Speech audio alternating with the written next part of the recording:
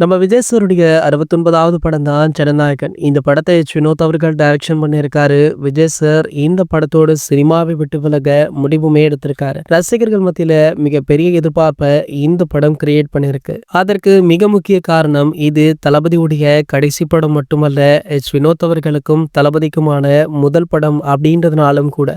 படத்தின் மீது நாளுக்கு நாள் எதிர்பார்ப்பு அதிகமாகிக் கொண்டே போகுது. அதனை இன்னும் பூஸ்ட் பண்ணும் வகையில படக்குழுவுமே அடுத்தடுத்த அப்டேட்டுகள் வெளியிட்டு இருக்காங்க. காரணம் பாத்தீங்கன்னா, படத்துடைய ரிலீஸிற்கு இன்னும் ஒரு மாதம் கூட இல்ல. அடுத்த மாதம் 9ஆம் தேதி இந்த திரைப்படம் உலகம் முழுக்கவே ரிலீஸ் ஆக இருக்கு. படத்துடைய வியாபாரமுமே ஒரு பக்கம் சூடுபிடிக்க ஆரம்பிச்சிருக்கா. சமீபத்துல பாத்தீங்கன்னா, இந்த படத்துடைய OTT உரிமத்தை அமேசான் பிரைம் நிறுவனம் ரூபாய் 120 கோடி கொடுத்து வாங்கியிருக்காங்களா. இது ஒரு மிகப்பெரிய சாதனையாக பார்க்கப்படுவதால தளபதி ரசிகர்கள் இதனை செலிப்ரேட் பண்ணிட்டும் இருக்காங்க. இந்த நிலையில தளபதி விஜய் அவர்கள் விறுவிறுப்பாக இந்த படத்துடைய படப்பிடிப்பு முடிச்சுட்டு அரசியல்ல அதி தீவிரமாக செயல்பட்டு கொண்டும் இருக்காரு. அதன்படி பாத்தீங்கன்னா, தற்போது அடுத்தடுத்து பல இடங்கள்ல பிரச்சார கூட்டம் நடைபெற்று வருது. தாவேகாவுல பல பிரபலங்களும் பல அரசியல் கட்சியினருமே சேர்ந்து கொண்டும் இருக்காங்க.